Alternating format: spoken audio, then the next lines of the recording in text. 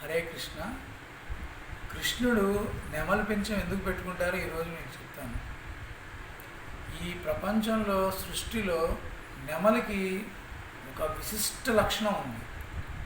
నెమలి బాగా ఆనందం వచ్చినప్పుడు ఆ నెమలి ఇట్లా పురివిప్పుకొని నాట్యం చేసినప్పుడు ఆ నెమలి కంట్లో ఒక ఆనంద బాష్పం వెళ్ళి ఆడనెమలికి తగలంగానే అది ప్రెగ్నెంట్ అయిపోయింది. మామూలుగా ప్రపంచంలో ఉన్న జీవరాశులన్నీ సంగమం వల్ల పిల్లలు కలుగుతాయి.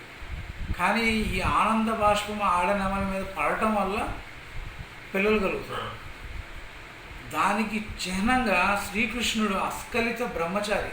ఆయనకి స్ఖలనం అంటూ జరగదు.